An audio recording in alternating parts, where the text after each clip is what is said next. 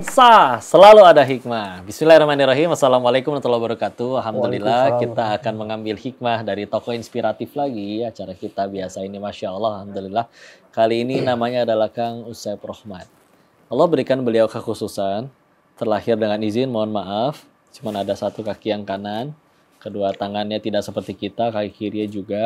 Tapi ternyata Masya Allah bisa sampai mendirikan panti asuhan, Nurul Ihsan. Udah gitu juga sampai lulus kuliah FISIP di Unpad. Udah gitu, hobinya daki gunung, pemirsa. Masya Allah. Kita akan tanya-tanya langsung kepada beliau ya. Assalamualaikum warahmatullahi wabarakatuh, Kang Usep. Waalaikumsalam warahmatullahi wabarakatuh. Sehat ya, Kang? Sehat. Izin tanya-tanya ya. Iya, siap. Masya Allah. Kang Usep izin mohon maaf. Ini Ya. terlahir berarti dari Allahnya sudah begini ya. Iya. Alhamdulillah. Dari tahun lahir 92. 92. Alhamdulillah. Terus waktu itu gimana Kang Usep? Sampai akhirnya bisa sekarang punya karya, jadi manfaat. Sempat gak ngalamin masa-masa yang mohon maaf, marah ke Allah? Gitu. Dengan kondisinya. Izin jawab ya, Ustaz. Kalau marah ke Allah itu justru di kondisi yang sekarang umur yang sudah gak bisa diajak bercanda gitu kan. Kalau dulu waktu kecil ya have fun aja gitu. Jadi ya biasa-biasa aja sampai masuk kuliah. Justru karena kalau mungkin sekarang teman sudah mulai sedikit gitu kan. Aktivitas jadi mulai terbatas. Makanya saya selain dari di panti asuhan, saya juga lari ke gunung gitu. Ke tempat-tempat yang bisa menenangkan gitu kan. Terus akhirnya terdorong untuk malah bikin kayak mohon maaf ya, panti asuhan. Awal pendiriannya waktu itu apa yang ngedorong untuk mau jadi kayak gitu? Saya ini kan kuliah di ilmu kesejahteraan sosial ya. Wah, iya kuliah gitu. ya. Jadi ini background saya gitu. Jadi ketika kita merencanakan untuk sebuah yayasan atau panti itu karena memang di sini passion kita gitu.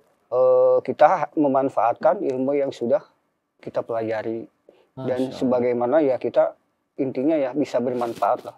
Berarti TK, SD, SMP, SMA itu sekolah normal biasa bareng sama teman-teman. SD sama SMA bareng-bareng, sama kuliah juga sama bareng-bareng dengan teman-teman. Ngalamin ada yang bully gitu, ngeledekin? Kalau ngebully itu alhamdulillah gak ada lah. Ya meskipun ada lah gitu yang teman-teman, tapi cuma bukan ngebully gitu. 1-2 jam kemudian ya beres lagi. Terus akhirnya sampai pengen kuliah itu kepengen sendiri atau mungkin dari siapa, orang tua kah? Perjuangannya terus gimana itu sampai kuliah dengan mohon maaf kondisinya? Saya kan sekolah itu di luar dari Kabupaten Cianjur ya. Saya lahir di Desa Simpang, Kecamatan Pasir Kuda, Kabupaten Cianjur. Berarti jauh, harus ngekos gitu? Iya ngekos. Jadi SMA kan saya ke Ciwidey. Ya lumayan lah jarak sekitar 40 km gitu. Ya Allah. Masuk Kabupaten Bandung ngekos di Ciwidey. Sendiri ngekosnya? Sendiri. Ya, untuk semua ngurus sekolah jalan? Ya ngurus sekolah gitu. Makan sama cuci jadi sendiri gitu. Masya Allah. Cuci sendiri, makan sendiri gitu, sekolah. Jadi saya tuh kecilnya itu mungkin kata ibu saya diasuh itu hanya sampai sekitar 2 tahun lah. Udah 2 tahun gitu ya keseringan sama kakak. Tapi sekarang ibunya udah almarhum.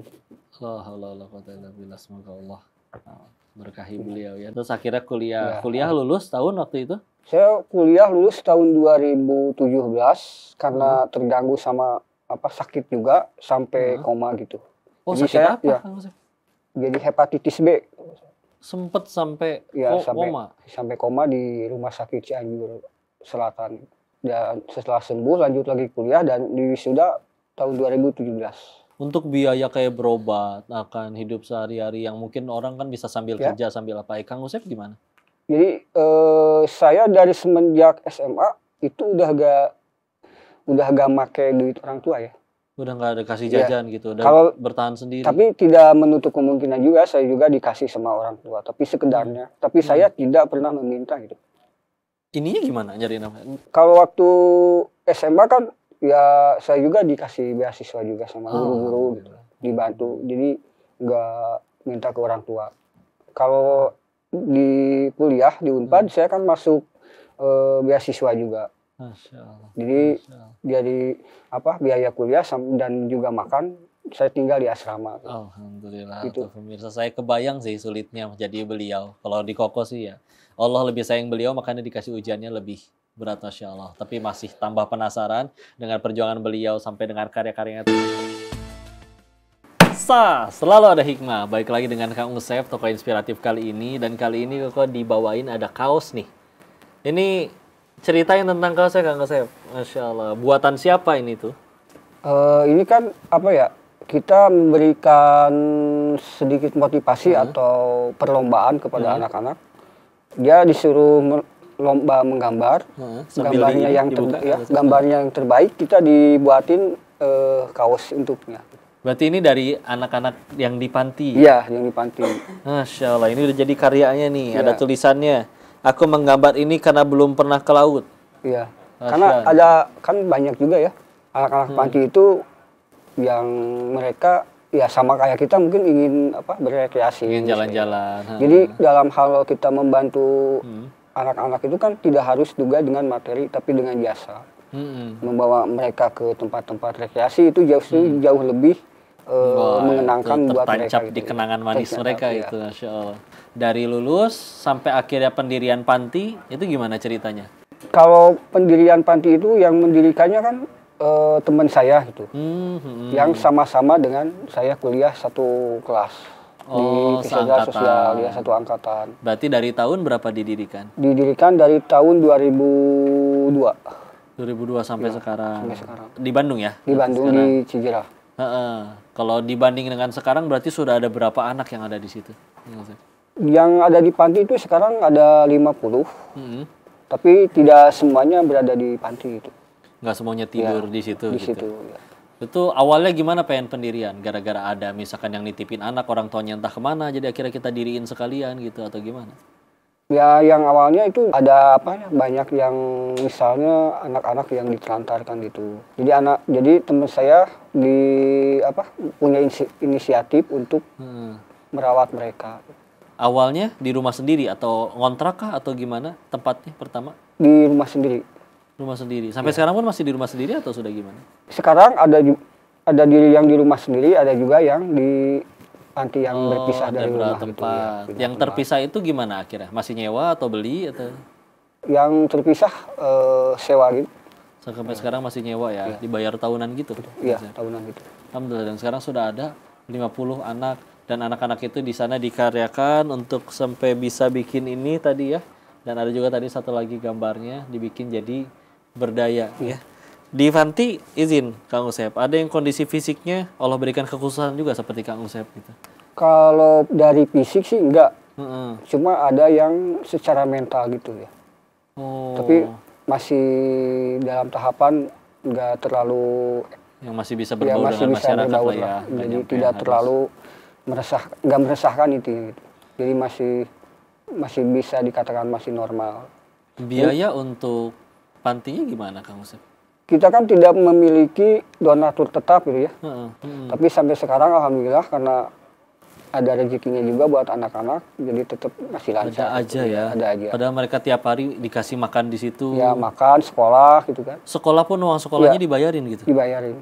Masya Allah. Jadi mereka dari SD, ada yang sekarang kan ada yang usianya, ada yang usia SD, SMP, dan SMA. Yang paling gede yang SMA? Yang paling gede yang SMA. Kalau misal udah kayak SMA gitu, terus udah beres mereka sekolah SMA-nya, mereka tetap bisa tinggal di situ atau udah kayak ibarat lulus gitu? Iya. Mereka kalau udah SMA diberikan kebebasan untuk memilih. Iya, berarti juga udah banyak yang udah istilahnya udah beres masa di pantinya ya? Udah banyak, ada yang jadi bidan, ada yang jadi dosen. Itu benar-benar kayak mereka ada yang nggak tahu sama sekali orang tuanya gitu kan maksud? Dibuang gitu kata kasar oleh orang tuanya ada? Ada sih. Yang ya Allah, sampai gede di situ. Sampai gede di situ, tapi ada yang kadang-kadang sedih, kadang-kadang lucu gitu. Seperti ada yang lucu ya? Iya. Ada apa? Cerita lucu apa? Coba. Lucunya gini kan, kadang-kadang sedih, kadang-kadang lucu. Ada yang misalnya nitipin anak nih. Iya. Gak mau ngurus itu, tinggal. Tiba-tiba udah selesai, udah dewasa, udah lulus SMA, udah dapat KTP lah, udah dapat identitas dan dia udah dapat kerja. Tiba-tiba ini anak saya gitu. Diaku deh. Iya, diaku lagi. Ya Allah. Akhirnya kan ikut. Tapi kita kan nggak bisa ngelarang, gitu, ya, karena emang udah itu. Kita sampai umur 18. Dan jadi ada yang bener-bener tahu itu orang tuanya di mana. Cuman saya emang nggak pengen ngurus, udah dikasih udah titipin kasih. di situ. Tapi udah gede dia datang ke panti dan ini anak saya. Udah punya duit soalnya. Iya, udah bisa Jadi bekerja. susah nih saya nih, astagfirullah ya Allah. Ya Allah. Jadi kadang-kadang ya itu di situlah ada sukanya, ada dukanya gitu. Dan ada hal tingkah lucu. Yang ngurus ada berapa orang sih panti, Kang Usep? Ada sekitar 10, kan kita 10 dibagi-bagi. Berikut saya ada di dapur, gitu kan. Ada yang sebagai admin, termasuk saya juga sebagai admin. Ada yang masakin tiap hari. Iya, dan yang lainnya juga ada yang di kafe gitu. Dan bikin kafe juga? Kafe, ya. Kafe warung Nuri gitu. Jadi yang ngasilin duit juga berarti. Jadi 50% karyawannya ya anak-anak panti itu. Gitu. Ikut bantuin ya. Dan 10 yang tadi bantuin di panti itu dapat gaji semuanya tiap bulan? Dapat. Ih, Masya Allah. Karena itu kan warung Nuri ya emang untuk mereka yang alumni panti gitu. Maksudnya yang nggak mau keluar, pengen betah gitu. Jadi ikut khidmat di situ, bahu-membahu dengan keluarga barunya. Ih, Masya Allah, keren. Dan penasaran kok beliau dengan kondisi seperti ini, dengan tadi ya, profesinya mulia, juga ternyata hobinya ajib, ini keren. Naik gunung, sok kebayang tuh, Masya Allah ya. Kalau bakal tanya-tanya lebih lanjut, jangan kemana-mana, tetap di Selalu Ada Hikmah.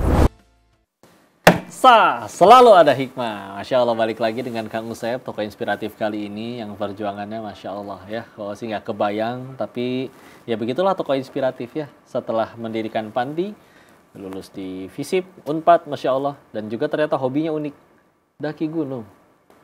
Benar Kang Usep? Ya, barusan kemarin tanggal 1-2 September baru pulang dari Ranukumbolo. Ranukumbolo, Masya Allah, yang di film 5CM ya?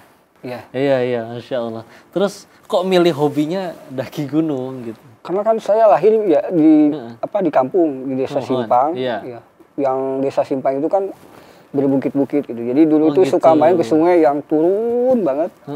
Jadi ketika saya sekarang sudah di Bandung, sudah lama juga kan di Bandung dari mulai SMA sampai dengan kuliah dan sekarang. Jadi kalau nongkrong misalnya di Braga atau di tempat-tempat kafe gitu, jadi agak-agak bosen. Dan waktu kuliah emang sama teman-teman suka dibawa naik gunung gitu. Mapala. Ya. Cinta alam ya. Cinta alam itu. Terus gimana, kan susah, kalau saya sih ngebayanginnya sulit ya. Gimana tuh? Kalau berangkat selalu ramean atau pernah kadang sendiri juga? Kalau kemarin, alhamdulillah saya sama teman-teman dari Malang 3 orang dan saya dari Bandung sendiri. Gitu. Jadi berangkat ke Ranukumbolo itu satu grupnya saya cuma 4 orang. Gitu. Tapi yang lainnya emang banyak juga. Gitu. Banyak, jadi bisa saling keluarga baru ya. Keluarga baru gitu di gunung satu itu. Bantuin gitu ya. Iya. Jadi kalau naik gunung itu kan kalau bagi saya pribadi mengajarkan tentang prinsip hidup ya. Karena ketika kita ingin menuju sesuatu yang kita anggap itu mengesankan, ya harus ada perjuangan gitu. Masya Allah. Gak mungkin gitu. Mungkin semudah itu ya, seinsan itu. Kalau kita melihat kan Ranukumbolo itu indah banget gitu kan kalau di sosial media. Tapi perjalanannya nggak seindah itu. Oh, Masya Allah ya. Iya. Dan Masya Allah, udah berapa gunung berarti nih yang udah pernah disambangi ini? Kalau gunung dulu, waktu kuliah ya kadang ke Gunung Gelis gitu, ya gunung-gunung yang pendek.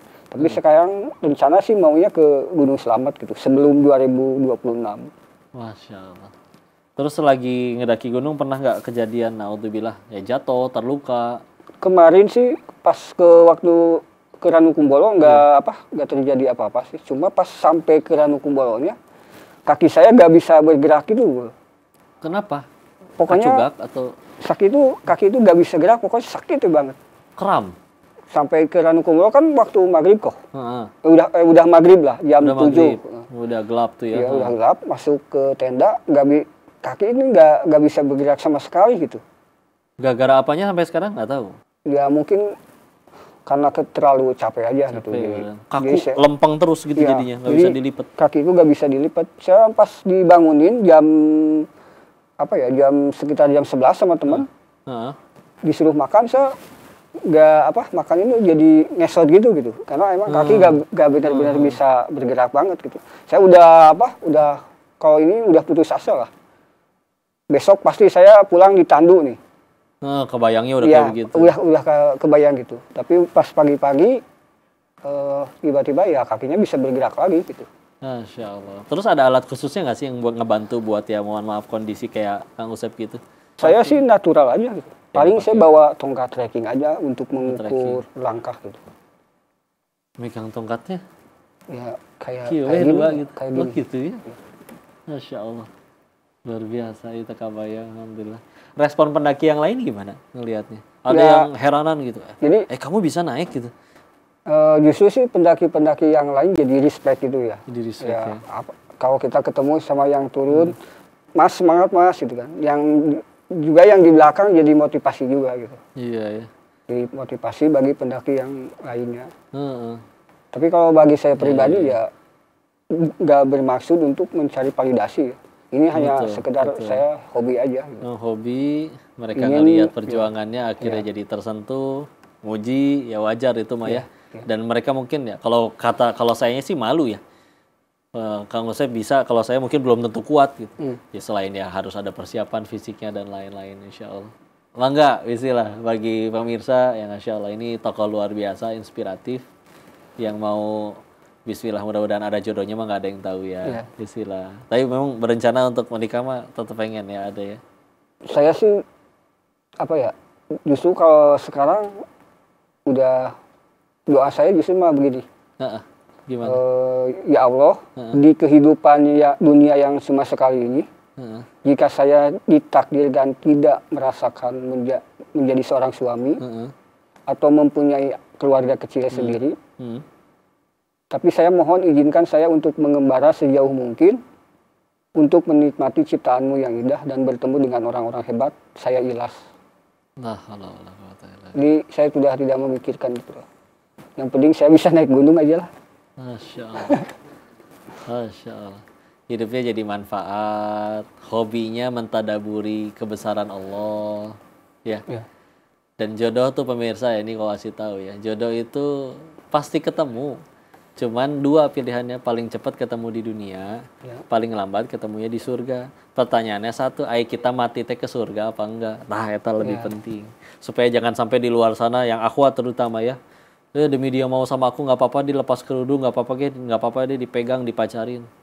Jangankan dia naksir, satu dunia naksir, Allah benci juga kita nu cilaka. Ya, Masya Allah. Alhamdulillah.